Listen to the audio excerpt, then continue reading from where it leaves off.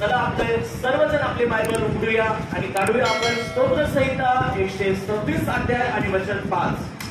जे अश्रुपूर्ण नेत्राने पेरणी करतात, जे अश्रुपूर्ण नेत्राने पेरणी करतात, ते हर्षाने कापणी करतील. ते हर्षाने कापणी करतील. Praise the Lord. पवित्र शास्त्र सांगतं की जे अश्रुपूर्ण नेत्राने पेरणी करतात ते हर्षाने कापणी करते. म्हणजे या ठिकाणी देवाचं वचन सांगत आहे की पेरणी करत असताना कदाचित तुम्हाला कष्ट होतील, पेरणी करत असताना कदाचित तुम्हाला त्रास होईल, कदाचित वेदनांचा सामना तुम्हाला करावा लागेल, अनेक प्रकारच्या त्रासातून तुम्हाला जावं लागेल. परंतु एक वेळ येईल तुमच्या डोळ्यांसमोर उंच वाढलेलं पीक असेल, बहरलेलं पीक असेल, डोलदार झालेलं पीक तुमच्या डोळ्यासमोर असेल आणि मग तुम्ही कापणी करा.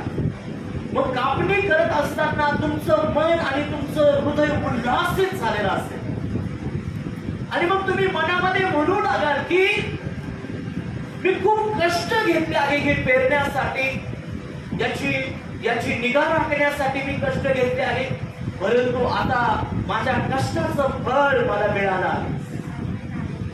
मग जे स्वप्न मी पाहिलं होतं, जी मी इच्छा धरली होती, जी अपेक्षा मी केली होती, आता ती अपेक्षा पूर्ण होताना मी पाहत आहे.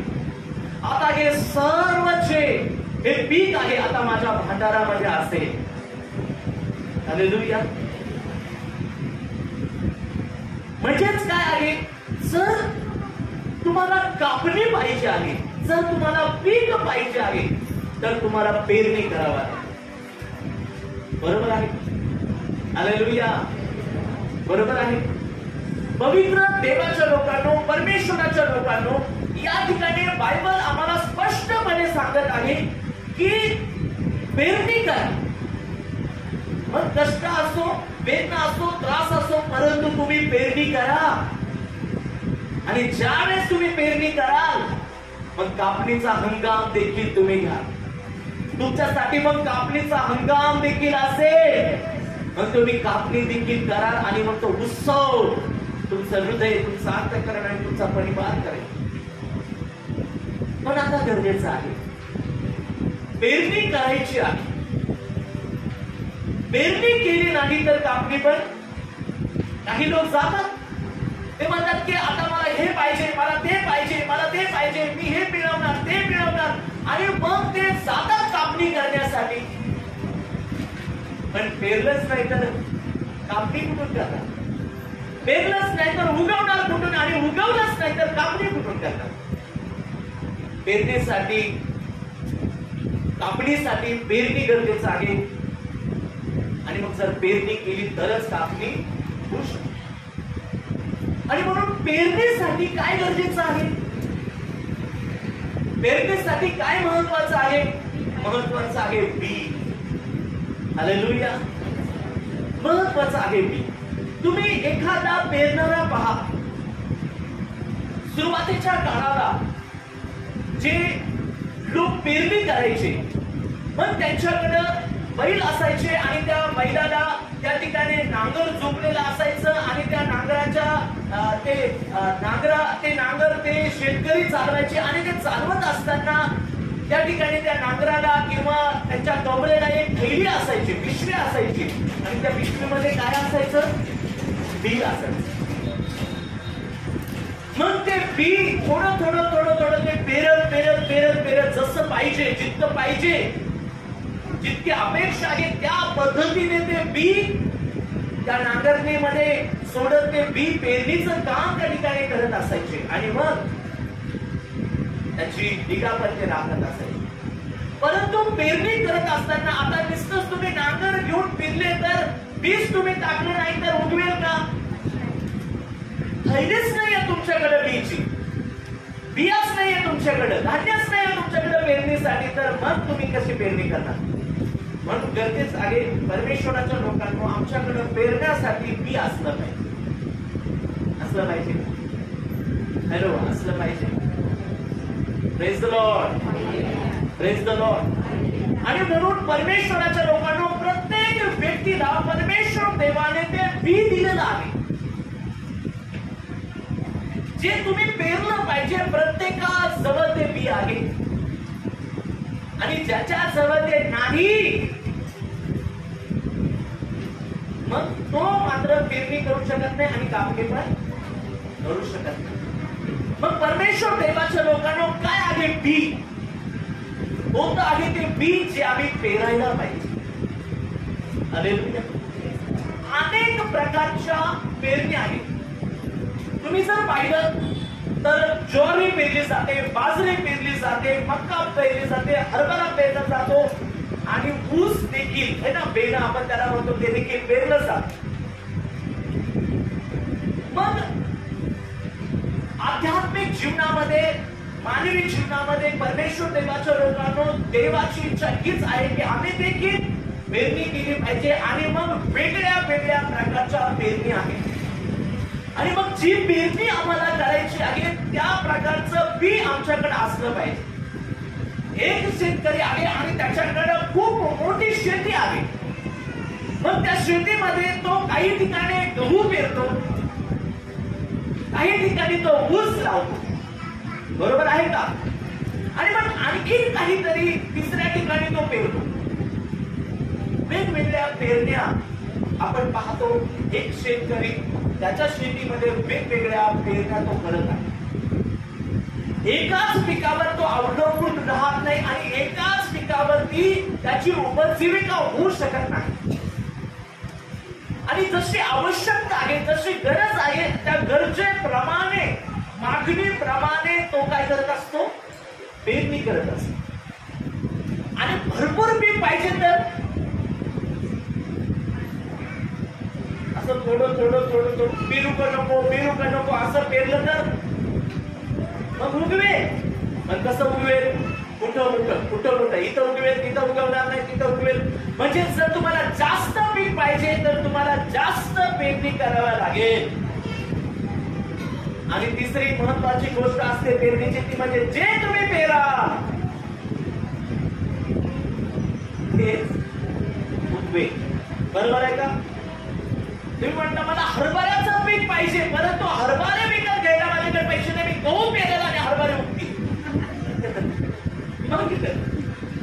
गहूच उगवेल. गहू पेरले तर गहू उगवेल, हरभरे उगणार नाही. जे तुम्हाला पाहिजे आहे ते तुम्हाला पेरावं लागेल आणि ते कसं उगणार आहे. Hallelujah, praise the Lord. आणि म्हणून परमेश्वराच्या लोकांना बायबलमध्ये अनेक प्रकारच्या पेरणीविषयी पवित्र शास्त्रामध्ये लिहिलं आहे. देव आम्हाला शिकवत आहे की आम्ही पण पेरणी केली पाहिजे. आणि मग आमच्यासाठी शेती कोण आहे? आमच्यासाठी हे सर्व विश्व शेती आहे. या विश्वात राहणारे सर्व लोक आमच्यासाठी शेती आहे. Hallelujah, praise the Lord. मग आता काय पेरणी करायची आहे? होशे याचा 10वा अध्याय आणि वचन 12 आपण वाचूया. होशे 10 आणि 12 वचन. तुम्ही आपणासाठी धार्मिकतेची पेरणी करा. तुम्ही आपल्यासाठी धार्मिकतेची पेरणी करा. म्हणजे प्रेमाची कापणी करा. म्हणजे प्रेमाची कापणी करा. नियम काय आहे? जे पेरा ते उगवेल. ओके. मग तुम्ही आपल्यासाठी काय करा? धार्मिकतेची पेरणी करा. म्हणजे प्रेमाची कापणी करा. प्रेमाची कापणी तुम्ही करा.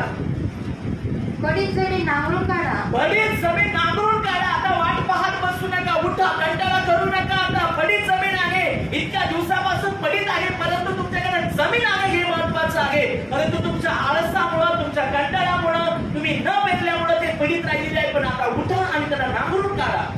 कारण परमेश्वराने येऊन तुम्हावर धार्मिकतेची वृष्टी करावी. धार्मिकतेची देवाने तुमच्यावर वृष्टी करावी. याकरिता त्याला शरण जाण्याचा हा समय आहे. आणि हा समय आहे की त्याला शरण तुम्ही जावं, यासाठी की देवाने धार्मिकतेचा वर्षाव तुमच्यावर करावा.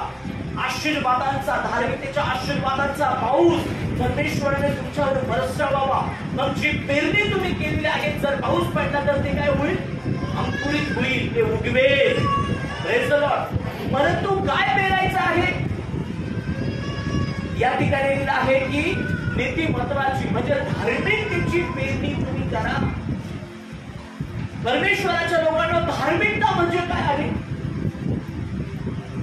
काय आहे धार्मिकता? धार्मिक कोणाला म्हणतात? परमेश्वराला भिवून वागणे, देवाला भिवून वागणे, परमेश्वराला समोर ठेवून वागणे आणि देवाने दिलेल्या आज्ञा पाळणे, देवाच्या इच्छेनुसार जीवन जगणे, त्याला काय म्हणतात? धार्मिक. मग धार्मिकाची दिनचर्या काय असते? तो रोज उठल्यानंतर, सकाळी उठल्यानंतर कटकट करायला सुरुवात करतो. याच्यावर रागव, त्याच्यावर रागव, याच्यावर ओरड, त्याच्यावर ओरड.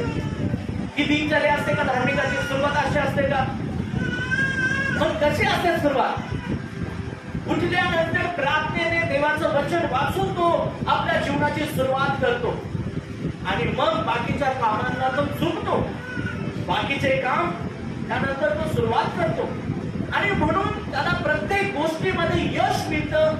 तो दिवसभर प्रसन्न राहतो, आनंदी राहतो आणि मग यालाच तर म्हणतात धार्मिक. Hallelujah, praise the Lord. मग परमेश्वराच्या लोकांना वाईट सांगतो, तुम्ही आपल्यासाठी धार्मिकतेची पेरणी करा. तुम्ही जिथं जाल ना त्या ठिकाणी तुमची धार्मिकता समोर यायला पाहिजे. तुमचा धार्मिक स्वभाव दिसला पाहिजे, तुमचा नीतिमान स्वभाव दिसला पाहिजे. हालेलुया. एक धार्मिक व्यक्ती, एक देवाला भिवून चालणारा व्यक्ती आणि एक देवावर विश्वास करणारा व्यक्ती जर त्याच्या समोर एखादा प्रसंग आलेला आहे आणि एखादा व्यक्ती त्याला त्या ठिकाणी अडचणीत आणि समस्या दिसत आहे, तर तो धार्मिक व्यक्ती काय करणार? तो त्या व्यक्तीसाठी प्रार्थना करणार. म्हणजे धार्मिक व्यक्ती ज्या ठिकाणी जाईल ना त्या ठिकाणी तो हमेशा हे लक्षात ठेवेल की मी देवाचं लेक वागेल आणि माझा परमेश्वर हमेशा माझ्या बरोबर असतो आणि मी जे काही त्याच्याकडे मागणार योग्य आहे तर ते प्रत्येक गोष्ट परमेश्वर मला देणार. हालेलुया. आणि म्हणून धार्मिक व्यक्ती जर त्याच्या समोर एखादा समस्या, अडचणी, प्रॉब्लेम मध्ये आहे तर तो त्याच्यासाठी निश्चित प्रार्थना करणार. मग ही त्याची काय आहे? पेरणी आहे. तो एखाद्यासाठी प्रार्थना करत आहे, ही त्याची पेरणी आहे. तो एखादा व्यक्ती फार गोंधळामध्ये आहे आणि फार विचलित झाला आहे, तो डिप्रेशन मध्ये आहे, तणावामध्ये आहे आणि मग तो व्यक्ती त्याकडे जातो आणि त्याला देवाविषयीचं वचन सांगतो, शांतीचं वचन तो त्याला सांगतो, शांतीची सुवार्ता तो त्याला सांगतो आणि त्यामुळे काय होतं? त्याचा तणाव हलका होऊन जातो. मग ही पेरणी आहे धार्मिकाची पेरणी. कारण इथं त्याने काय केलं? शांतीचं वचन पेरलं आहे, शांतीची सुवार्ता त्या ठिकाणी पेरली आहे. हालेलुया. आणि म्हणून इथं लिहिलं आहे की तुम्ही नीतिमत्वाची पेरणी करा. म्हणजे तुम्ही काय कराल? प्रेमाची कापणी करा. तुम्ही जर तुमचा स्वभाव धार्मिक ठेवला तर तुम्हाला त्या ठिकाणी प्रत्येक ठिकाणी गेल्यानंतर तुम्हाला प्रीती मिळेल, तुम्हाला प्रेम आणि जिव्हाळा तुमच्या वाट्याला त्या ठिकाणी येईल. हालेलुया. पण तुम्ही राग, लोभ त्या ठिकाणी तुम्ही हेवे देवे करू लागले तर प्रेज द लॉर्ड. त्या ठिकाणी गलतीकारांचं पुस्तक अध्याय 6 आणि वचन 8 त्या ठिकाणी जर आपण वाचलं तर त्या ठिकाणी असं लिहिलं, जो आपल्या देह स्वभावासाठी पेरतो त्याला देह स्वभावापासून नाशाचे पीक मिळते. इथं पण पेरणी आहे, पण पेरणी काय आहे? देह स्वभावासाठी. मग जो देह स्वभावासाठी पेरतो त्याला देह स्वभावापासून नाशाचे पीक मिळेल आणि जो आत्म्यासाठी पेरतो त्याला आत्म्यापासून सार्वकालिक जीवन हे पीक मिळेल. जर आत्म्यासाठी पेरलं तर सार्वकालिक जीवन हे पीक मिळेल, पण देहासाठी, देही गोष्टींसाठी, जगिक गोष्टींसाठी त्याची धावपळ चालू आहे, रात्र दिवस राबत आहे आणि त्याच गोष्टी तो करत आहे आणि मग जसा त्याचा स्वभाव आहे त्याप्रमाणे तो जगत आहे, तर मग त्याला पीक पण तसंच मिळणार. हालेलुया. त्या ठिकाणी गलतीकारांचं पुस्तकाचा अध्याय 3 आणि वचन 8 मध्ये असं लिहिलं आहे, परंतु आता क्रोध, संताप, दुष्टपणा, निंदा, मुखाने शिवीगाळ करणे ही सर्व आपणापासून दूर करा. हे देहिक स्वभावाला दाखवतात, देहिक स्वभावाला या गोष्टी दर्शवतात. मग या ठिकाणी लिहिलं आहे की या गोष्टी तुमच्यापासून दूर झाल्या पाहिजे. जर तुम्ही या गोष्टी पेराल ना तर या गोष्टी तुमच्या जीवनात येतील. कोणत्या? संताप, क्रोध, दुष्टपणा. तुम्ही दुष्टपणा केला तर तुमच्या बरोबर पण काय होणार? दुष्टपणा. आणि मग संताप, क्रोध, निंदा. तुम्ही निंदा करणार लोकांची, मग लोक तुम्हाला सोडतील का? ते पण तुमची निंदा करतील. आणि मग मुखाने शिवीगाळ करणे. तुम्ही भडा भडा भडा भडा वाईट बोलू लागले आणि लोकांकडून अपेक्षा केली नाही त्यांनी नाही बोलले पाहिजे, त्यांनी नाही वाईट बोललं पाहिजे, तर होईल का असं? तुम्ही बोलणार हेच उगवणार आहे, जे तुम्ही पेरणार आहे तेच उगवणार आहे. आणि म्हणून पवित्र शास्त्र सांगतं की देह स्वभावासाठी पेरू नका. जर पेराल तर देह स्वभावापासून नाशाचं पीक मिळेल. त्याचा अंत काय आहे? नाश. ते आशीर्वाद घेऊन येणारे नाहीये. जीवनदायी फळ ते नाहीये. पण जीवनदायी काय आहे? आत्म्यासाठी पेरा. आता बिलकुल विचार करण्याची वेळ आहे, एकाग्र होण्याची वेळ आहे. परमेश्वराचं हे वचन आहे आणि परमेश्वर अपेक्षा करत आहे आमच्याकडून. आम्ही विचार करूया आमच्या जीवनामध्ये आम्ही काय पेरत आहोत. आम्ही देह स्वभावाप्रमाणे देह स्वभावासाठी पेरत आहोत का आम्ही आत्म्यासाठी पेरत आहोत? परमेश्वराच्या लोकांना जर देह स्वभावाप्रमाणे अजूनही आम्ही जीवन जगत आहोत आणि आम्ही तसंच वागत आहोत, तशीच पेरणी चालू आहे, तर मग ध्यानात ठेवा परमेश्वराच्या लोकांना आम्ही व्यर्थ वेळ घालवत आहोत. देवाच्या आराधनेला येत आहोत, देवाच्या उपासनेला येत आहोत, परंतु त्याचा असर आमच्या जीवनामध्ये काही होणार नाही. आणि त्याचे जे आशीर्वाद आहे, जे आम्हाला मिळायला पाहिजे देवाच्या मंदिरामध्ये आल्यानंतर, देवाच्या सहवासामध्ये आल्यानंतर, ते मिळणार नाही जोपर्यंत देहिक स्वभाव आमच्या जीवनामध्ये आहे. काही लोकांचं जीवन रडताना तुम्ही पाहिलं असेल. मी तर प्रार्थना करते बाई, मी तर बायबल वाचते बाई, मी तर चर्चला जाते बाई, पण माझ्या जीवनात काही चांगलं घडत नाही. कसं घडेल? देहिक स्वभाव गेलाय का? हालेलुया. योबाच्या पुस्तकामध्ये 4 अध्याय आणि वचन 8 मध्ये असं लिहिलं आहे, माझ्या पाहण्यात तर असे आले आहे, माझ्या पाहण्यात तर असे आले आहे की जे अधर्माची नांगरणी करतात व दुःखाची पेरणी करतात ते तशीच कापणी. अधर्म पेरला तर अधर्म नांगरला, अधर्म पेरला, दुःख पेरलं, दुसऱ्यांना दुःख दिलं, दुसऱ्यांना वेदना दिले, दुसऱ्यांना त्रास दिला. परमेश्वराच्या लोकांना ही फार वाईट परिस्थिती असणार, ही फार भयंकर आणि विचित्र परिस्थिती असणार. आम्ही अधर्माची पेरणी केली, वाईट कृत्य आम्ही पेरले, वाईट गोष्टी आम्ही केल्या, दुसऱ्यांना वाईट गोष्टी करण्यासाठी मदत केली, प्रेरित केलं, तर तेच आमच्या वाट्याला येणार आहे.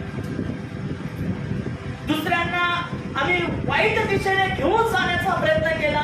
जर एखादा व्यसन करत नाही त्याला बळजबरीने व्यसन करायला लावलं. एखादा जर घरामध्ये भांडत नाही तर काय बाबा तू तर ऐकून घेतो बायकोचं आणि त्याला मारायला लावलं बायकोला, त्याला भडकून दिलं. सासूला सुना विरोधात आणि सुनाला सासू विरोधात भडकून दिलं, तर हे अधर्म आहे. देवाला न आवडणाऱ्या गोष्टी म्हणजे अधर्म आहे. आणि मग जो अधर्म नांगरणार आहे आणि दुःखाची पेरणी करणार आहे, जो हमेशा दुसऱ्यांचे मन दुखवेल, दुसऱ्यांचं हृदय दुखवेल, दुसऱ्यांचं अंतःकरण दुखवेल, दुसऱ्यांचं हृदय खिन्न करेल, कुणाचं हृदय आम्ही दुखवावं हा अधिकार आम्हाला नाही. आणि इतकं हृदय कुणाचं दुखवू नये, तो फार तळतळ करत त्याचं अंतःकरण फार खिन्न होऊन जाईल, तो फार त्या ठिकाणी दुःखी होईल. इतकं अंतःकरण कधी कोणाचं दुखवू नये. आणि जर आम्ही दुखवणार तर मग आमच्या वाट्याला काही जे पेरणार ते दुःख पेरलं तर. आणि म्हणून परमेश्वराच्या लोकांना या ठिकाणी बायबल फार गंभीरतेने आम्हाला या गोष्टी शिकवते की आम्ही दुःख पेरू नये आणि अधर्म पेरू नये. आणि जर आम्ही दुःख पेरलं आणि अधर्म पेरलं तर काय होणार आहे, तशीच कापणी आम्हाला करायला लागणार आहे. आमच्या वाट्याला तेच येणार आहे आणि तेच आम्हाला आमच्या भांडारामध्ये साठवावं लागेल, दुःख आणि अधर्म. आणि म्हणून प्रभूच्या लोकांना आता गरज आहे. Hallelujah, praise the Lord. आम्हाला योग्य ते पेरलं पाहिजे. त्या ठिकाणी 1 ख्रिस्ती याचा 2रा अध्याय आणि वचन 4. ख्रिस्ती करा पहिलं 15 अध्याय 2 आणि वचन 4. तर स्वार्थ आमच्यावर सोपवून देण्यास देवाने आम्हाला पारखून पसंत केल्यामुळे आम्ही ते सांगतो. आम्ही माणसांना खुश करण्यासारखे न बोलता आमची अंतःकरणे पारखणारा देव हा ज्यामुळे खुश होईल असे बोलतो. Praise the Lord, hallelujah. या ठिकाणी देवाचा सेवक संत पौल म्हणत आहे की परमेश्वराने मला पारखून घेतला आहे आणि यासाठी पारखून घेतला आहे की मी जावं आणि लोकांना सुवार्ता सांगावी. Praise the Lord. आणि मग परमेश्वराने जी मला जबाबदारी दिलेली आहे वचन पेरण्याची, ते वचन जाऊन मी पेरावं, ती सुवार्ता मी पेरावी. आणि परमेश्वराने त्यासाठी मला निवडलं आहे, त्यासाठी मला माझी पारख केली आहे आणि परमेश्वराने त्यासाठी मला पाठवलं आहे. परमेश्वराच्या लोकांना आम्हाला आमच्या जीवनामध्ये ठरवलं पाहिजे आम्ही काय पेरत आहोत, आम्हाला काय पेरलं पाहिजे. या ठिकाणी संत पौल काय पेरत आहे, देवाचं वचन पेरत आहे. हालेलुया. मग कशासाठी वचन पेरत आहे, लोकांनी खुश व्हावं. चला आता लोक फार काम करून थकले आहेत, दमले आहेत आणि मग लोक फार बोर झालेले आहेत. आठवडाभर महिनाभर ते काम करतात आणि मग एक दिवस असा असला पाहिजे की ते करून हसले पाहिजे, त्यांचं मनोरंजन झालं पाहिजे, म्हणजे परत कामावर जायला मोकळे. यासाठी देवाचं वचन आहे का? नाही. ही जबाबदारी देवाने दिलेली आहे. देवाची इच्छा आहे प्रत्येकाचा उद्धार व्हावा, कोणाचाही नाश होऊ नये. ही कोणाची इच्छा आहे? परमेश्वराच्या. आणि म्हणून पौल या ठिकाणी म्हणतो की मला देवाने पारखून घेतलं आहे, मला देवाने निवडलं आहे. आणि मग इफिसियन्सचं पुस्तक याचा अध्याय 3 आणि वचन 8 मध्ये तो असं म्हणतो, मी जो सर्व पवित्र जनांतील लहानाहून लहान त्या माझ्यावर ही कृपा अशी झाली की मी ख्रिस्ताच्या अगाध समृद्धीची सुवार्ता परराष्ट्रीयांना सांगावी. तो म्हणतो माझी योग्यता नव्हती, मी त्या योग्यतेचा नव्हतो. माझ्यापेक्षा मोठे मोठे प्रेषित आहेत, माझ्यापेक्षा मोठे मोठे सेवक आहेत, माझ्यापेक्षा मोठे मोठे ख्रिस्ताचे अनुयायी शिष्य आहेत, परंतु त्यांच्यापेक्षा मी लहान, मी छोटा आहे. परंतु देवाने मला निवडलं आहे, देवाने मला पारखून घेतलं आहे. आणि यासाठी पारखून घेतलं आहे त्याच्या सुवार्तेची जी समृद्धी आहे. हालेलुया. आणि मग त्याच्या समृद्धीची जी सुवार्ता आहे, त्याच्या अगाध समृद्धीची जी सुवार्ता आहे ती परराष्ट्रीयांना, म्हणजे ज्यांना वचन माहिती नाही त्यांना जाऊन सांगावी की देवाचं सामर्थ्य काय आहे, देवाचा अगाध समृद्धी काय आहे, देवाचे आशीर्वाद कशामध्ये आहे, देवाचे आशीर्वाद आम्ही कसे मिळवू शकतो, देवाच्या सहवासामध्ये आम्ही कसे राहू शकतो, देवाला आम्ही कसं संतुष्ट करू शकतो, पापापासून आम्ही कसं स्वतःला मुक्त करू शकतो, याच्यावर विश्वास केल्याने. तो म्हणतो ते त्याच्या अगाध समृद्धीची सुवार्ता घेऊन जाण्यासाठी देवाने मला निवडलं आहे आणि मला माझी पारख केली आहे.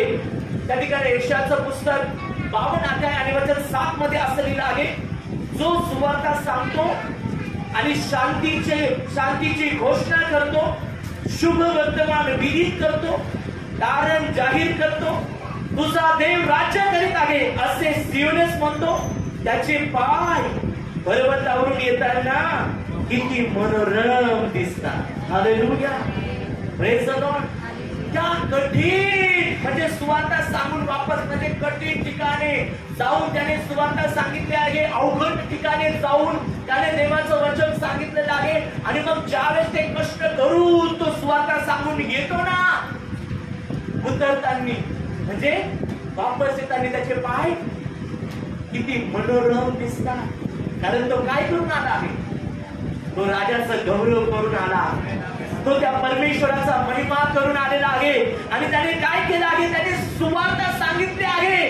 कोणती सुवार्ता? शांतीची सुवार्ता. त्याने शांतीची घोषणा केली आहे आणि शुभवर्तमान त्याने विदित केलं आहे. त्याने जाहीर केलं आहे की तो परमेश्वर देव धारण करणारा आहे आणि तो परमेश्वर देव सगळीकडे राज्य करतो. हालेलुया. आणि या त्याच्या राज्यामध्ये स्वीकार करा त्याचा राजा म्हणून. पहा, तुम्ही त्याची प्रजा आहात आणि तो तुमचा राजा आहे. हर एक गोष्ट तुमच्या जीवनामध्ये तो करेल. हर एक समाधान तो तुमच्या जीवनामध्ये देईल. आणि जे समाधान तुम्ही शोधत आहात, जो आनंद तुम्ही शोधत आहात, जी शांती तुम्ही शोधत आहात, ती कुठं आहे? ती देवाच्या राज्यामध्ये आहे. हालेलुया. पाप क्षमा कुठं आहे? देवाच्या राज्यामध्ये आहे. आणि मग तो जाहीर करतो, तो लोकांना विदित करतो. Praise the Lord. हालेलुया. परमेश्वर देवाच्या लोकांना आम्हाला दिलेली जबाबदारी, ही जबाबदारी सर्वात ग्रेट आहे, सर्वात महान काम, सर्वात अद्भुत काम देवाचं वचन सांगणं आहे, त्याची सुवार्ता सांगणे आहे. हालेलुया. धन्यवाद. Praise the Lord. Praise the Lord. Bible मध्ये स्वतः परमेश्वर म्हणतो की त्याचे येताना त्याचे पाय कसे दिसतात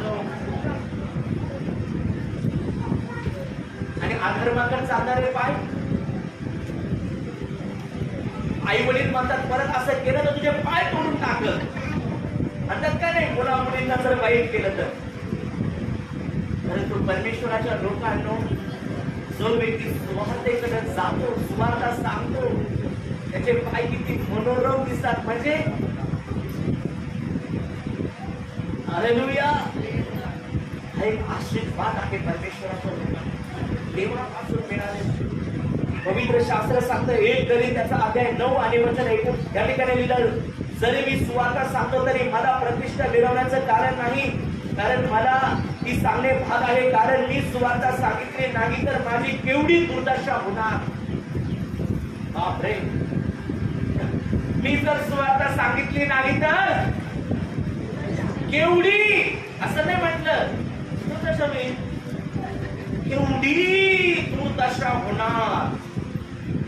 आणि कशाने होणार दुर्दशा? सुवार्ता न सांगल्याने. म्हणजे ज्याला प्रकाश मिळाला त्याने मापाखाली झाकून ठेवला. तो म्हटला नको त्यांना प्रकाश. अरे ते म्हणतो ठेवणीवर ठेव बाळा. हालेलुया. मापाखाली ठेवू नका. मापाखाली ठेवू नका, झाकून ठेवू नका. मग जर झाकून ठेवा याचा अर्थ काय आहे? तुमचं मन संकुचित आहे. तुम्हाला दुसऱ्यांना अजिबात दुसऱ्यांना तुमच्या कुठल्या गोष्टीचा उपयोग होता कामा नये, तुमच्या कुठल्याही गोष्टीचा इतरांना फायदा होता कामा नये. फक्त तुम्ही एकटेच आशीर्वादित झाले पाहिजे आणि मग ते वायाला गेलं तरी चालेल, परंतु दुसऱ्याला त्याचा उपयोग होता कामा नये. हालेलुया.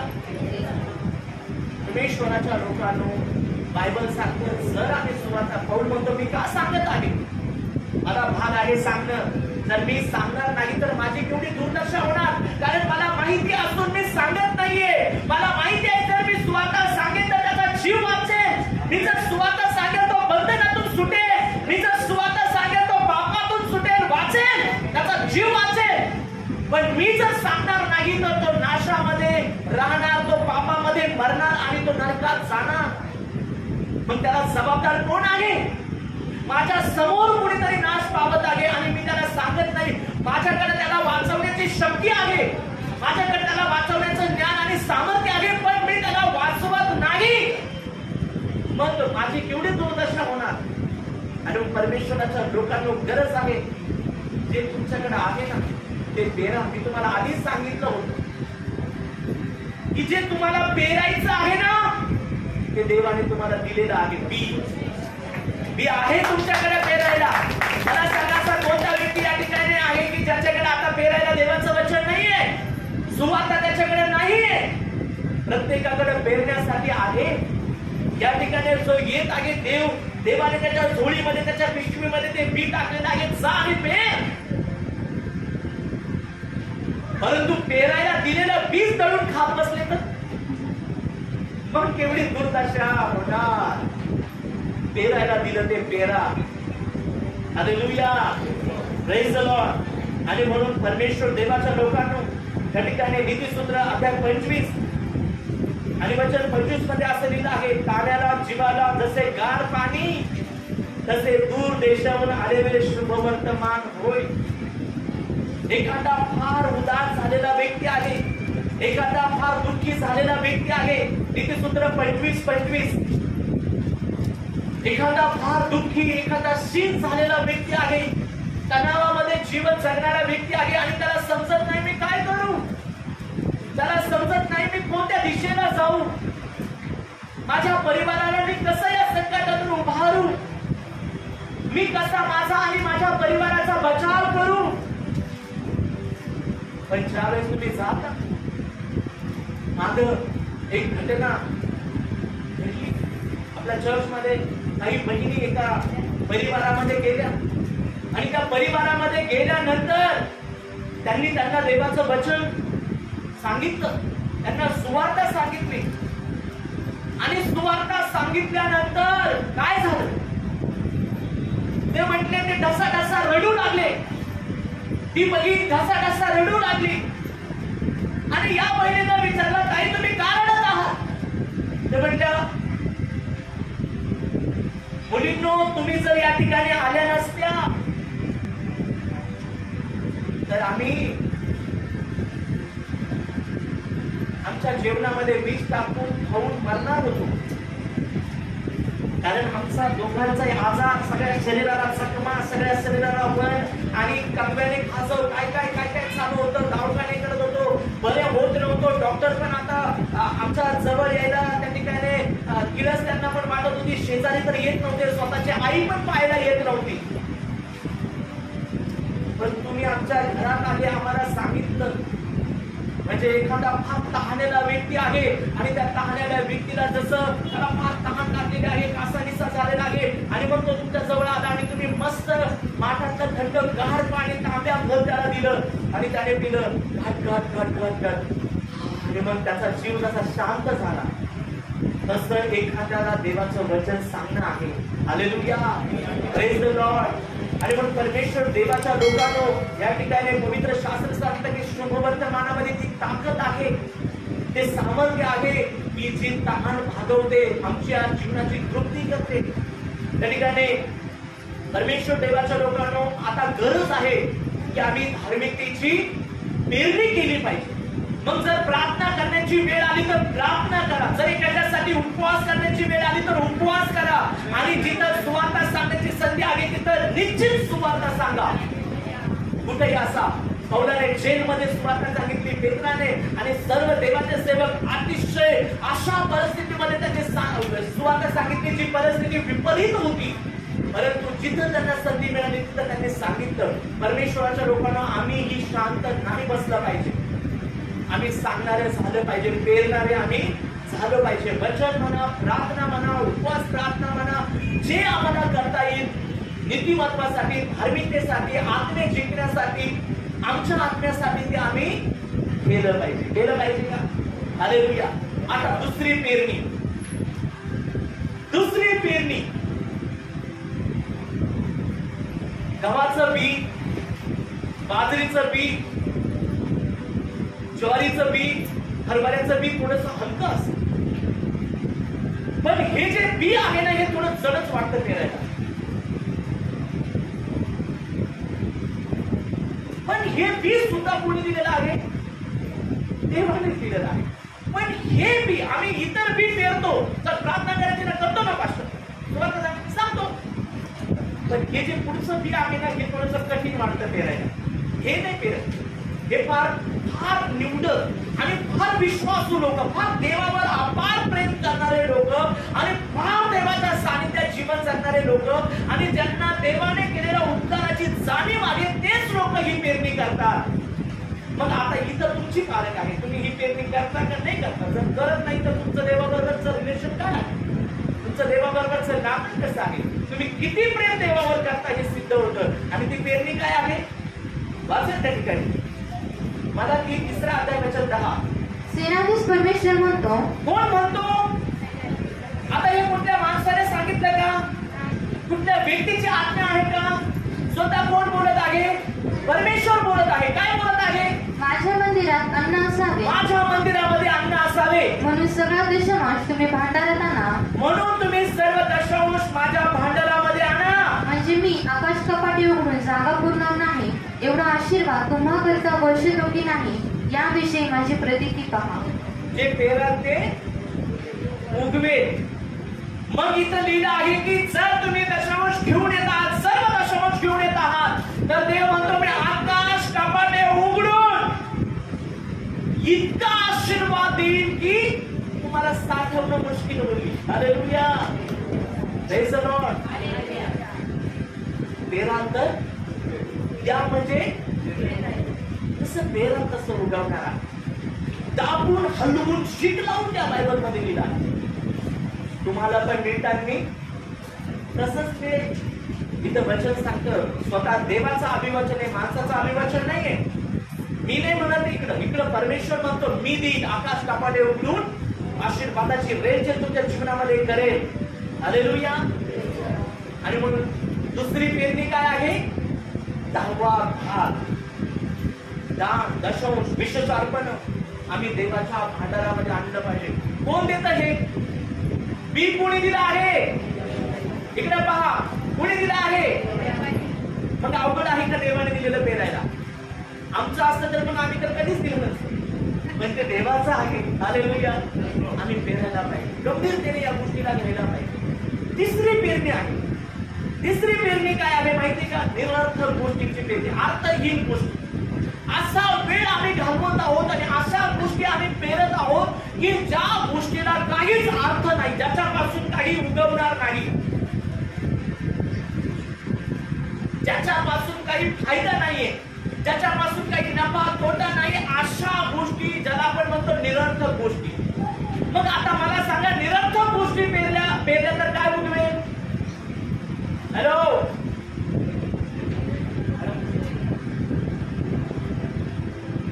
म्हणून या ठिकाणी निरर्थक गोष्टींमध्ये वेळ घालवू नका आणि निरर्थक गोष्टी करू नका. जर तुम्हाला त्या गोष्टी पाहिल्यापासून, आता समज उदाहरणार्थ टीव्ही पाहत आहे आणि ते टीव्हीवरती कधी गोष्ट चालू आहे आणि ज्याच्यापासून तुम्हाला काही शिकायला भेटत नाहीये, ज्याच्यापासून काही तुम्हाला फायदा होणार नाही, जर तुम्ही ते पाहणार आहात तर त्याच्यापासून काय तुम्हाला लाभ होणार आहे? हालेलुया. आणि म्हणून परमेश्वर देवाच्या लोकांना तुम्ही ती गोष्ट करा, त्या ठिकाणी तुमचा वेळ द्या, त्या ठिकाणी तुमचे कष्ट द्या, ज्या ठिकाणातून उगवणार आहे. हालेलुया. वाटेवरती बी पेरल्याने उगवणार नाही. काट्यामध्ये पेराल तर कदाचित थोडस उगवेल पण वाढ होणार नाही. निरर्थक ठिकाणी पेरून उपयोग नाही, सुपीक ठिकाणीच पेरलं पाहिजे. जिथून भरभराट आहे तिथंच पेरलं पाहिजे. ज्या मातीमध्ये जीवनसत्व आहे, पोषकता आहे, तिथंच आपण पेरलं पाहिजे. जिथून ज्या जमिनीत उगवण्याची क्षमता आहे तिथंच आम्ही पेरलं पाहिजे. हालेलुया. आज परमेश्वर देवाच्या लोकांना अनेक असे लोक आहेत की निरर्थक उपासना, निरर्थक गोष्टी, निरर्थक धार्मिकता आणि धार्मिकतेचा डाम डौल, ज्याच्यामध्ये काहीच अर्थ नाहीये, फक्त दिखावा केला जात आहे. आणि मग दिखावा कराल तर दिखावा समोर येईल. निरर्थक गोष्टींच्या मागे लागल तर निरर्थक गोष्टीच वाटायला येईल, आयुष्य वायाला जाईल. परंतु जो आशीर्वाद मिळायला पाहिजे, जी अपेक्षा तुम्ही करता ना, त्या भेटणार नाही. होशेचं पुस्तक वाचूया. होशे 8 अध्याय आणि वचन 7. होशे 8 आणि वचन 7. कारण ते वाऱ्याची पेरणी करून, वाऱ्याला कोणी झाकून ठेवू शकतं का? वाऱ्याला कोणी कोंडून ठेवू शकतं का? जर नदीला पाणी आलं तर त्याला अडवता येतं, पाटाला पाणी आलं तर त्याला अडवता येतं, परंतु वाऱ्याला अडवता येतं का? वाऱ्याला अडवून भरून ठेवता येतं का? यस. पुढं. कारण ते वाऱ्याची पेरणी करून वावटळीची कापणी करतात आणि वावटळीचं काय विशेष आहे? विशेषत्व काय आहे वावटळीचं? वावटळ असे असते की जे काही तिच्या जवळ येईल ना, जे काही तिच्या हातात येईल ना, ते घेऊन जाते उडून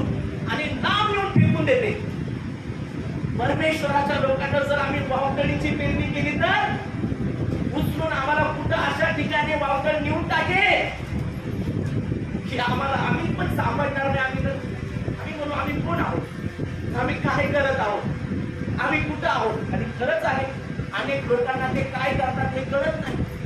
कशावर विश्वास ठेवायचा, कोणत्या गोष्टीवर भरोसा करायचा त्यांना कळत नाही आणि म्हणून त्यांची फसवणूक होते. यस, वाचूया.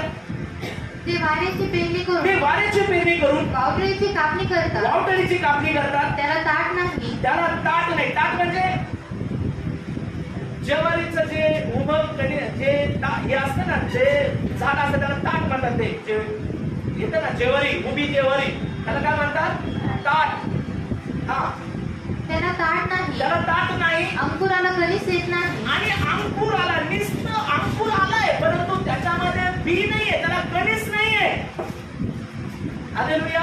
म्हणजे पीक नाहीये, त्याला पीक येणार का? नाही. ते दिसल अंकुरल्यासारखं. जिथं अंकुर यायला पाहिजे तिथं थोडस काहीतरी दिसेल परंतु कणीस भरणार नाही, पीक त्या ठिकाणी येणार नाही. आणि म्हणून परमेश्वर देवाच्या लोकांनो निरर्थक गोष्टींच्या मागे धावणं बंद करा. आमचा प्रभू, आमचा तारण करता आणि आमचा उद्धार करता जिवंत आहे. हालेलुया. तो आमची प्रार्थना ऐकतो, तो आमच्या विनंतीकडे लक्ष देतो. बायबलमध्ये लिहिलं इस्रायलाच्या रक्षकाला झोप लागत नाही आणि तो डुलकी पण घेत नाही. तो हमेशा आमचा धावा ऐकतो, हमेशा आमच्या प्रार्थनेकडे त्याचं लक्ष लागलेलं असतं. आणि म्हणून परमेश्वराच्या लोकांना तिथं पेरा, तिथं वेळ द्या, तिथं समय द्या, तिथून तुम्हाला पीक भेटणार आहे. हालेलुया. आणि चौथं आणि शेवटची पेरणी आहे ती आहे सत्कर्माची पेरणी. हालेलुया. Praise the Lord. आम्ही परमेश्वरावर प्रेम करतो, आम्ही देवावर प्रेम करतो, आम्ही परमेश्वराचे लोक आहोत. मग आम्ही जर देवावर प्रेम करतो आणि सत्याची आणि आमची ओळख झालेली आहे आणि आम्हाला जगामध्ये जर लवाडी दिसत आहे, जगामध्ये आम्हाला चुकीच्या गोष्टी दिसत आहे, आम्ही व्यसन पाहत आहोत, तर याचा अर्थ हा नाही की आम्ही त्याचा तिरस्कार करावा. याचा अर्थ हा नाही की आम्ही त्यांना तुच्छ लेखावं. जर आम्ही देवावर प्रेम करतो, आम्ही परमेश्वरावर प्रेम करतो, तर याचा अर्थ हा होत नाही की आम्ही दुसऱ्यांचा तिरस्कार करावा. Praise the Lord. पवित्र शास्त्र सांगतं की ते का तसे आहे, कारण त्यांना सत्य माहिती नाही, परंतु त्यांनाही कोणी निर्माण केलं आहे? त्या विश्वाच्या निर्माणकर्त्याने, परमेश्वराने त्यांना निर्माण केलेलं आहे. आणि ते देखील जसे आम्ही देवाचे लेकर आहोत, ते देखील परमेश्वराचे लेकर आहेत. हालेलुया. आणि म्हणून आम्ही कोणाचाही तिरस्कार करू शकत नाही. म्हणून या ठिकाणी परमेश्वराच्या लोकांना गरजेचं आहे, जर आम्ही देवावर प्रेम करतो तर उलट पक्ष आम्ही देवाचं वचन आम्हाला सांगतं की आम्ही आमच्या वैरावर पण प्रेम केलं पाहिजे. तिरस्काराचं तर लांब राहिलं. हालेलुया. वादविवादाचं तर लांब राहिलं. जे लांबून येणारे अनोळखी लोक आहे, व्यसनी करताना दिसतात आणि आम्ही त्याचा तिरस्कार करतो, हे तर लांब राहिलं. बायबल सांगतं त्याच्याजवळ जे आमच्या समोर वैर आमच्या बरोबर येऊन करतात तर आम्ही त्यांच्यावर पण प्रेम केलं पाहिजे. शुभवर्तमान अध्याय 6 आणि वचन 31 मध्ये असं लिहिलं आहे, लोकांनी तुमच्याशी जसे वर्तन करावे म्हणून तुमची इच्छा असेल तसेच तुम्हीही त्यांच्याशी सासूने तुमच्यावर प्रेम करावं तर तुम्ही पण. आम्ही म्हणतो ती काय नाही करत, तो काय नाही करत, त्याला समजत नाही का, तिला समजत नाही का?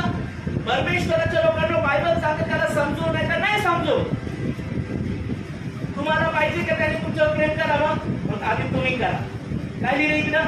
लोकांनी तुमच्याशी जसं वर्तन करावं. तुमच्या शेजारी पाजारी असेल, लांबच्या असेल, दूरच्या असेल, तुम्हाला अपेक्षा आहे ना की लोकांनी तुमच्याशी चांगलं वागावं, तर मग तुम्ही पण त्यांच्या संग कसं वागा?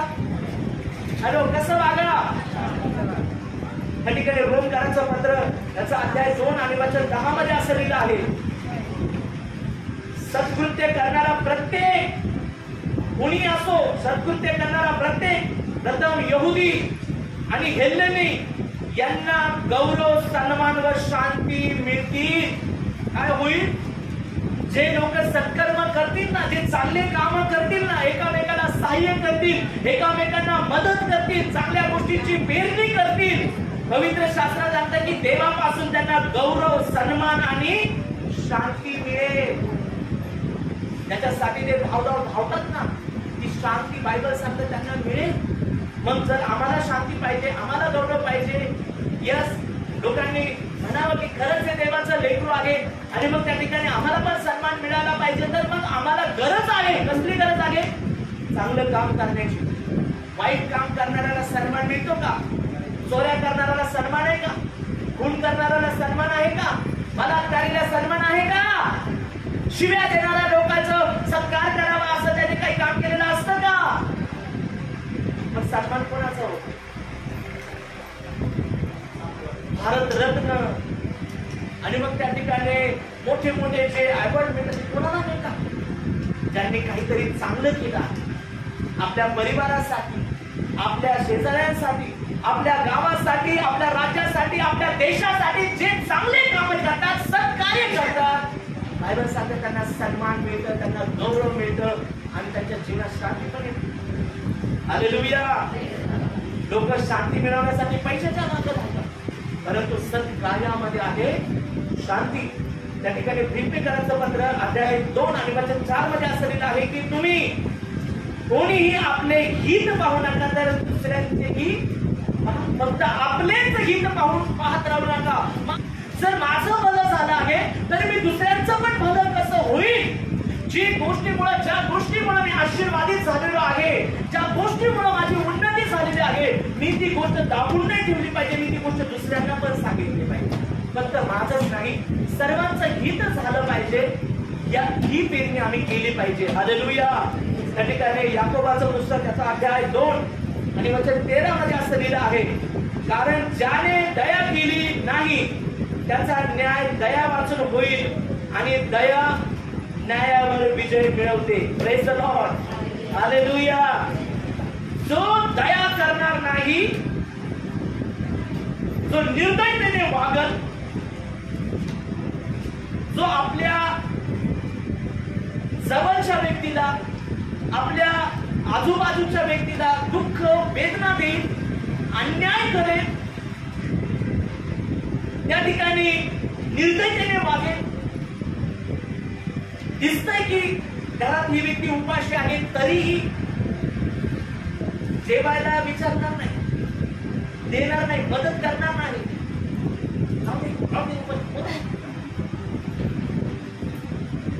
दया करणार नाही, तर मग दया होणार. एखाद्याला ठेस लागली तुमच्या समोर आणि तो पडला आहे, विमळत आहे, त्रास होत आहे, वेदना होत आहे, त्या व्यक्तीला उठणं होत नाहीये, तुम्ही पटकन गेलं पाहिजे आणि त्या व्यक्तीला मदत केली पाहिजे. ताई, दादा, पाणी देऊ का तुम्हाला? लागलंय का जास्त? विचारा. तुम्ही दया करणार आहात तर तुमच्यावर देखील दया होईल आणि जो दया करणार नाही पण देव त्याच्या संग पण असाच वागेल, निर्दयतेने. त्या ठिकाणी कलसेकरांचं पुस्तक अध्याय 3 आणि वचन 25 मध्ये लिहिलं आहे, कारण अन्याय करणाऱ्याने केलेल्या अन्यायाबद्दल त्याला परत मिळेल, पक्षपात होत नाही. कारण अन्याय करणाऱ्याने केलेल्या अन्यायाबद्दल, यस, अन्याय करणाऱ्याने केलेल्या अन्यायाबद्दल त्याला परत मिळेल. जर त्याने अन्याय केला ना तर त्याच्यावर पण काय होणार? अन्यायच. हालेलुया. इथं असं लिहिलं आहे की त्याला परत मिळेल. त्याने दुसऱ्यावर अन्याय केला ना, मग त्याच्या वाट्याला अन्यायचे, त्याच्या वाट्याला न्याय केला. कारण देवाचा राजा पक्षपात करत. इथं पक्षपात नाही, सरळ लिहिलं आहे कलसेकरांच्या पुस्तकामध्ये 3 अध्याय 25 वचनामध्ये. आणि त्या ठिकाणी 1 करीत अध्याय 15 आणि 37-38 वचनामध्ये असं लिहिलं की तू पेरतोस ते पुढे अहंकारित होणारे अंग पेरत नाहीस, तर नुसता दाणा तो गव्हाचा किंवा दुसऱ्या कशाचाही असेल, पण देव त्याला आपल्या संकल्पाप्रमाणे अंग देतो. तो बीजातल्या प्रत्येकाला त्याचे अंग देतो. हालेलुया. परमेश्वराच्या लोकांना बायबल या ठिकाणी सांगते की जर तुम्ही पेरत आहात तर ते उगवणार आहे, परंतु उगवण्याची क्षमता किंवा तुम्ही उगवणारे नाही, तुम्ही उगवण्याची ताकद तुमच्यामध्ये नाहीये. त्याला उगवून काढण्याची ताकद आणि क्षमता तुमच्यामध्ये नाही. बी पेरता आणि बी पेरत असताना त्याला अंकुरित करून तुम्ही पेरत नाही किंवा तुम्ही तशा प्रकारचं अंग पेरत नाही. बायबल सांगते त्याच्यामधून अंकुर उगवणे हे कोण करतं? परमेश्वर. परमेश्वर त्याला उगवतो. तुम्ही फक्त काय करत आहात? तुम्ही फक्त पेरत आहात आणि मग पेरल्यानंतर त्याला उगवण्याचं काम कोणाचं आहे? परमेश्वराचं आहे. तुम्ही म्हणता मी तर चांगलं करत आहे परंतु मला काय अजून अनुभव आला नाही. येईल कधी कधी एखादं पीक थोडस उशिराने उगतं, थोडासा वेळ लागतो पण उगवणार. आणि कोणती वेळ चांगली आहे पेरण्याची? हीच वेळ आहे. आता पावसाचं आगमन होत आहे, देवाच्या आशीर्वादाचा वर्ष होत आहे. बायबल मध्ये म्हटलं आहे की मी तुमच्यावर पवित्र आत्म्याचा वर्षाव करेन. मग आता त्या सामर्थ्य तुमच्यावर येण्याची वेळ आली आहे. पवित्र आत्म्याने भरण्याची, अभिषेकामध्ये चालण्याची ही वेळ आहे आणि हीच योग्य वेळ आहे या सगळ्या गोष्टी आमच्या जीवनामध्ये अंकुरित होण्याच्या आणि पेरणी करण्याची.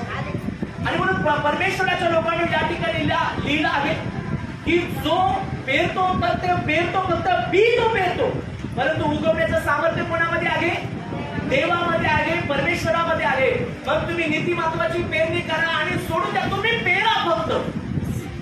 धार्मिकता देव उगवेल, प्रीती तो उगवेल आणि मग त्या ठिकाणी सत्कर्म तुम्ही पेरा. परमेश्वर ते उगवून आले आणि ते त्या ठिकाणी मग त्या ठिकाणी जे नाही का निरंतर गोष्टींपासून तुम्ही त्या ठिकाणी वेळ घालू नका, तिथं पेरू नका. परमेश्वराच्या लोकांना जे पेरायचं, देवाचं देणं पेरायचं आहे, तुम्ही पेरा. उगवणारा कोण आहे? परमेश्वर आहे. आणि म्हणून तिथं लिहिलं स्तोत्र 126 आणि वचन 5 मध्ये जे अश्रूपूर्ण नेत्रांनी पेरणी करतील करिता ते हर्षाने कापणी करतील. त्यावेळेस त्यांचं हृदय आनंदित आणि उल्हासित असेल. परमेश्वराच्या लोकांनो, कदाचित आता तुम्हाला पेरण्यासाठी थोडंसं जड जाईल, थोडंसं अवघड जाईल, थोडंसं कठीण वाटेल. सत्कर्म करायला एखाद्या समोर जर ज्याने त्रास दिलेला आहे त्याच्या समोर जाऊन त्याची मदत करायला थोडंसं अवघड वाटेल. आणि मग त्या ठिकाणी योग्य त्या गोष्टी करण्यासाठी थोडंसं त्रास होईल. धार्मिकतेप्रमाणे जीवन जगण्यासाठी आणि दुसऱ्यांसाठी प्रार्थना करण्यासाठी, वचन सांगण्यासाठी थोडासा त्रास होईल.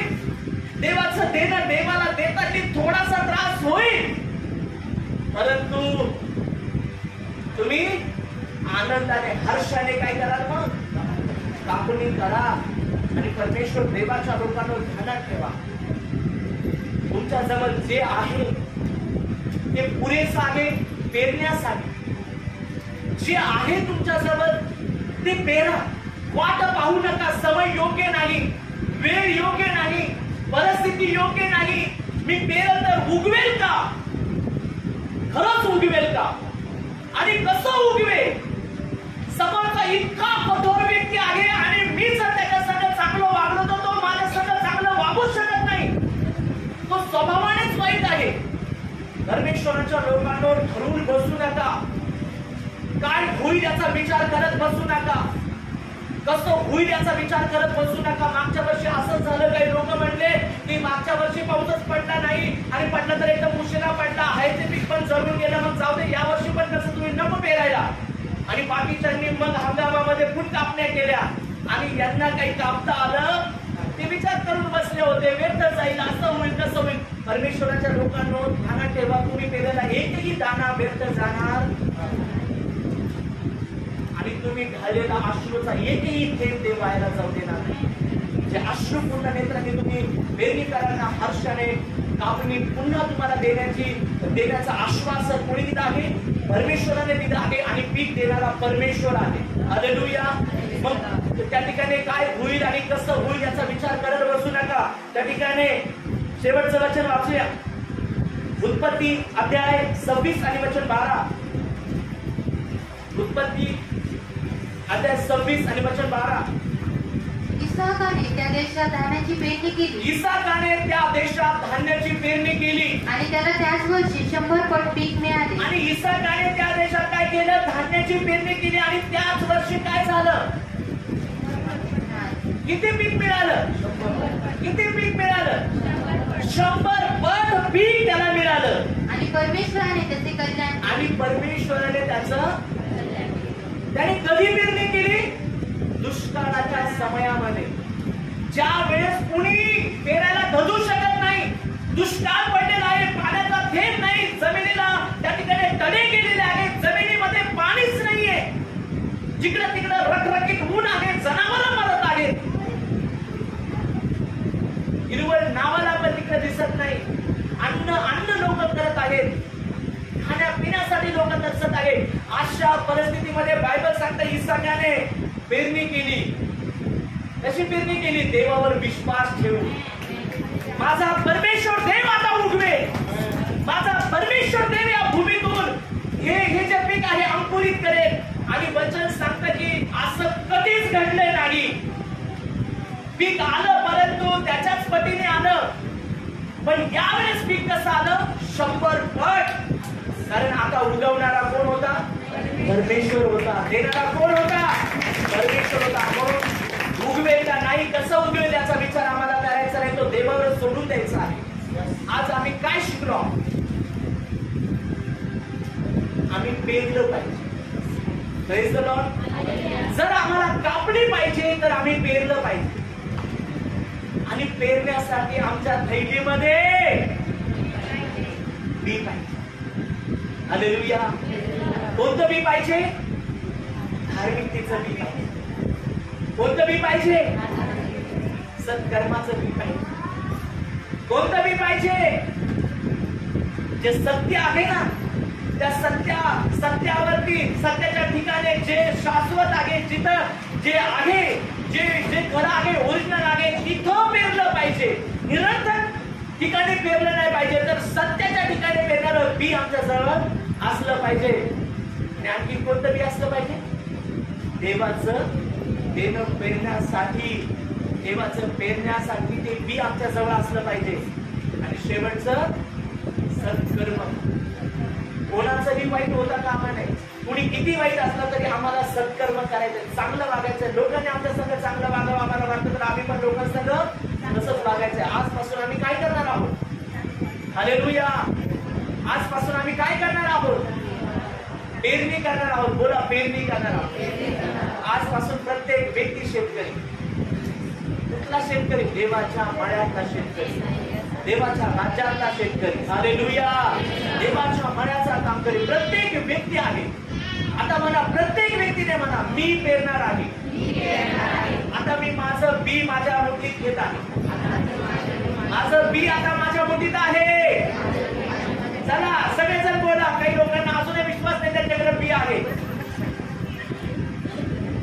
बोला, माझं बी माझ्या जवळ आहे आणि मी ते पेरणार आहे.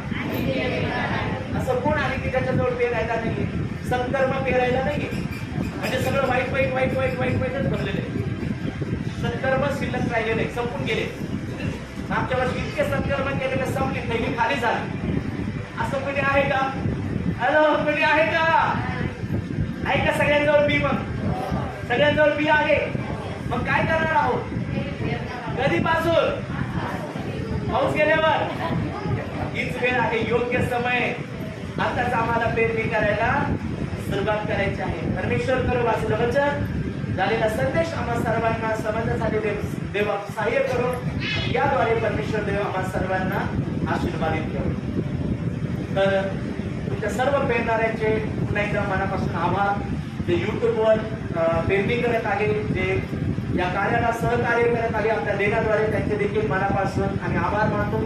अजूनही कोणी चॅनलला सबस्क्राईब केलं नसेल तर कृपया सबस्क्राईब करा, लाईक करा, शेअर करा. कमेंट्स देखील तुम्ही करू शकता. जर तुम्हाला देवाचं वचन आवडलं आहे तर तुम्ही इतरांना पण सांगू शकता. देव तुम्हाला सर्वांना आशीर्वादित करो. आमेन.